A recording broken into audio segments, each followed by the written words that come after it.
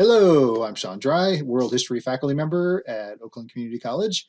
And in this video, I'm going to talk a little bit about the ungrading movement, or also known as the alternative assessment movement. The ungrading movement basically says that there are better ways to assess student learning than by assigning them grades. So before we dive into that, let's just think for a minute about that relationship between learning and assessment. So this is a very basic four-step model here. We want to identify what learning outcomes we want our students to achieve in our courses. Do we want them to develop skills? Do we want them to comprehend certain content, et cetera, et cetera? So we basically figure out what we want our students to learn. Then we explore some content with them, and then we give them a chance to practice that learning. That's what's called formative assessment. So we give them a chance to practice, we give them feedback, that's formative assessment. And then we can give them the opportunities to demonstrate, have they achieved those learning outcomes? And that's what we call summative assessment. So we have things that we want students to learn, and then we assess how they've learned them. What the ungrading folks say is that there are a lot of problems with the traditional approach of giving people grades to assess their learning. What I've done is listed here several of the things that people are bringing up in the various literature and podcast episodes and things that I've encountered. So this gives you a sense of what kinds of things people are talking about. Research is showing that students will shut down when they receive a poor grade. Grading can foster competition. It can create adversarial relationships. Sometimes those letter-based grades are arbitrary. There's a lot of talk lately about systemic racism and genderism and ableism and all the other isms and how grades reinforce those things.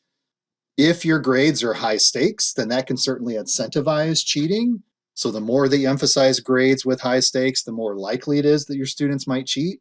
And this is one that gets me. I have always thought of grades as motivations for students to do things that I want them to do, that I know are good for them.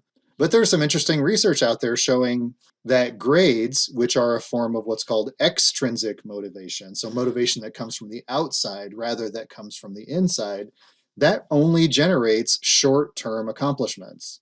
And in fact, when something has an extrinsic motivator, the long-term benefits are significantly reduced. So if assigning traditional grades is problematic, what do these alternative assessment folks recommend? Here are some of the big ungrading approaches that I've encountered, and I encourage you to explore these different approaches in the resources that I've gathered and will share with you later. A big one is contract grading. That's the idea of telling students in advance, here's the work that I'm looking for to get an A, to get a B, to get a C, and so on, and then letting the students decide which of those contracts they want to fulfill. You could also try competency-based assessment, where you have specific skills or outcomes that you want students to achieve.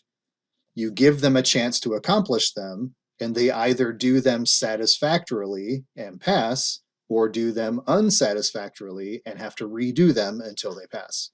So you're not assigning them a grade, you're just saying, did you accomplish this competency or did you not accomplish this competency? Self-assessment is another common ungrading approach where you're having the student talk about their own learning and provide their own assessment of how well they have done. You could also give your students micro assignments that receive automatic points as long as they do them.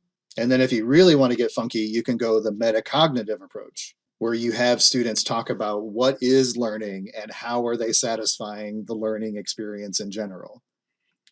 So lots of different approaches that you can try if you are interested in exploring alternative assessment. As with anything, it is not without problems.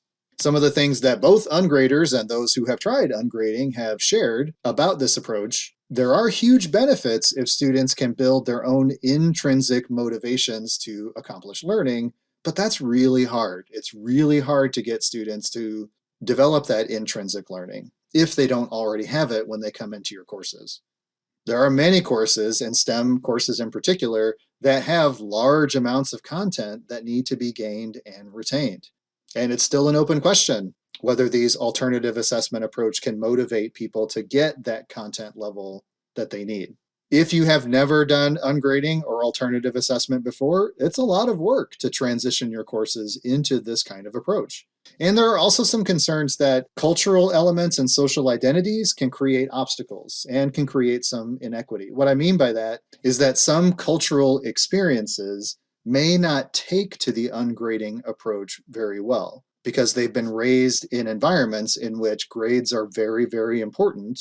And if they're not receiving a grade, then it may feel like they're not doing learning and may turn off their motivation. But as we said, traditional grading also creates inequity. So it could be more a question of trying to find the approach that creates the least possible amount of inequity among your students. Well, this is a huge subject with a lot of different things to explore. So I've been gathering resources that I'm sharing here in a Google Doc for you. So please dive in, read, listen, and think about what sorts of alternative assessment approaches might be right for your courses. Thank you for your time and good luck trying out alternative assessment in your own courses. Bye-bye.